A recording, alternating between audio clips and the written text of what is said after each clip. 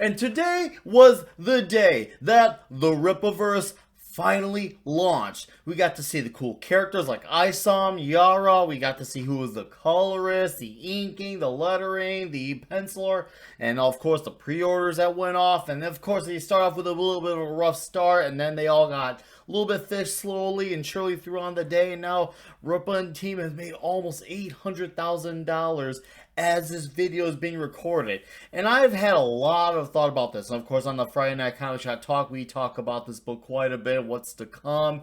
And we've always been like speculating, talking, where I was thinking, man, there's so much that is going for this. Like, it's a big deal. This is a huge deal. This is finally where it feels like this is an actual counterculture thing that we need to, like, no, in the culture war. This is actually something that's countercultural, not just without respect we reject, and not actually rejecting things. This is actually embracing something else entirely and not giving it to someone else, aka the mainstream competition. So with that all said, of course, I have my expectations of what I will like from this whole Rippaverse universe going forward. So I'm going to give you seven things of what I would like to see from the Rippaverse universe going forward, starting with number 7. As I suspected, 32 flavors. Death. No undoing the bloody debts. We've seen it so many times. Remember a time when it used to be all about the headlines it would catch, and then they would be undone within less than a year? I'm sick and tired of that shit. Let's have it. If there's a death, it sticks. It's warranted. It balances the story. It's needed. But let's not do it for cheap gimmicks and to get headlines, chasing clout, which obviously that's not Rippa's style, but just, for conversation's sake. Deaths should be as less as possible, but also as meaningful as possible. I'm sure anyone who values continuity and canon would agree. Number 6. Back in the days when they had the cameos of like Jack Kirby or like a Steve Ditko, and they were drawing a comic, that kind of looks like that artist who draws the book. Oh, that's really cool that they did it. And I know like Gary Nerdrock was in an issue of The Boys, also was in Happy. It would be really cool to see some people, within like the whole scene that would be drawn into the book. Where it was like Razorfist drawn as like some guy who works at a gas station who just says like God fucking speed or something like that. It would be cool to have like really cool cameos from people within the whole sphere. I think that would be a really cool, nice nod to the greater, larger picture at play. Even if we had even like a young Rippa cameo too as well. I would love to see that, but I'm just saying, or it could be like an army, it could be like a salty army, little nice nods and references to the world outside of this comic book universe. I think that's freaking cool, and hopefully this gets to Rippa. Number 5. Frequency. You would think it would be so obvious, but yet here we are in 2022, and it is very seldom, especially within like the CG Indiegogo. And that's not a diss on the whole scene. I get it. There's a third party involvement, and there's the time that the pencilers and the colorists and the writing they take to do one book around 50 pages. But I feel like with the lack of editorial, there's just a thing for they can take their time more because they don't have editorial be like, hey, you got a deadline to me, so what's going on? You gotta do this. So it's just like, that's great and all, but because we're in the day and age where everything is just coming out so quickly and constantly and consistently, it's one thing for someone to, back a book and they read it and they even like it or even love it, but then they're right back to square one and going right back into the habit of the mainstream because that stuff is coming out so much more constantly, and people fall right back into habits whether we want to admit it or not.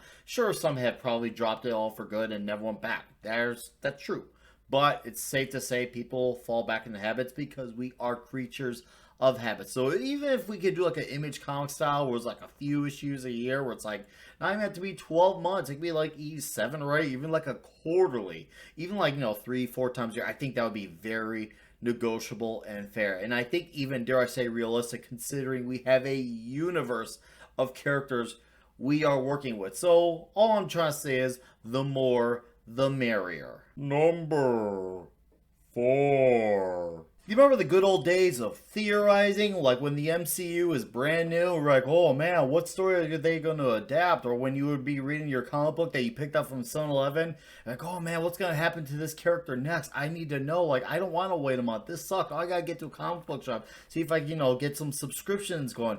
I want to be in that position so bloody bad for this. I want us to theorize, like, what's going to happen, like, with this particular city, or is there going to be like some position that's going to have, a big status quo change for a character?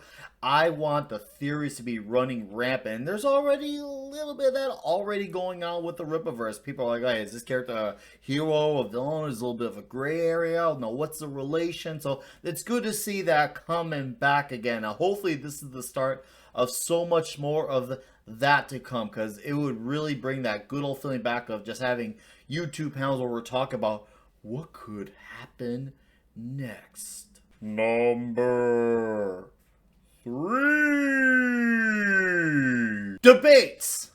The big word, debates. I love it when we had the times of like the who would win, Hulk versus Thor or something like that, or the whole Superman versus Batman. Even though that one doesn't make sense, it was still an endless argument for years on end. It was always amazing to just have the argument and just to annoy people, like, yeah, well, Superman would still be Batman. Even though people would hate that I'd say that, I'd still feel that way. It was still fun to have those arguments. You had late nights, getting drunk, talking, shooting the shit, and people are like, oh no, hey, this character's way better than that. I want to have that, man. I want debates to be had for years on end about like Ion versus Yara or something like that. That would be so cool to have the debates. I would love to just see a world run by debates on comic books again, and that's what we should be talking about rather than how much worse they're going to make this franchise or run it into the ground. So let's bring back comic book debates. It is time for number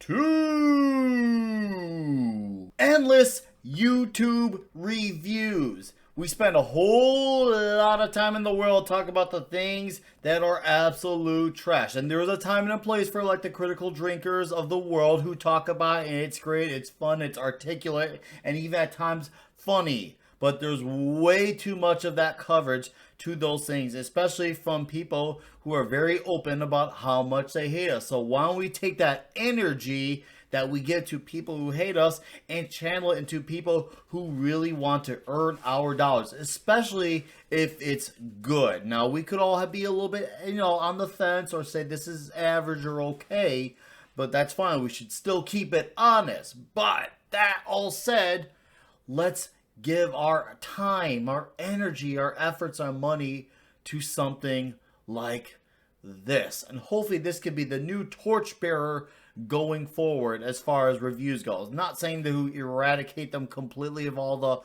the mainstream stuff, but let's definitely try to balance it out a bit. I don't think that's a whole lot to ask for. It is time for the ultra mega but simplistic number 1. I want this company to be here for the long haul. Remember we had like the whole big Gamergate thing going on? That was like a whole thing. Then you had like the fandom messing. These have been things that have been like, kind of like big things that kind of like, made mainstream marks, but they kind of went away quickly as big as they start to like make waves. I would love to see the Rippaverse be the thing that is like, okay, this is here to stay. This is the long haul. This is the standard for which, universal comic books with a canon continuity. This is it. This is what we're going to be doing like 100 issues of, maybe even the occasional annuals. I want to see these stories mean something. I want something to happen, some really odd thing like issue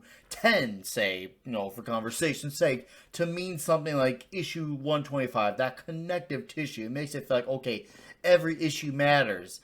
And it would be cool to say that, because it's like, hey, we know we have these, new readers catching on, but we also want to appeal to the guys who have been there since day one and let them know, hey, listen, that stuff you read back then, it still matters. And it takes an amazing amount of creativity to do that and then pull it off swiftly and effortlessly. But that's what I'm hoping for out of the Rippaverse.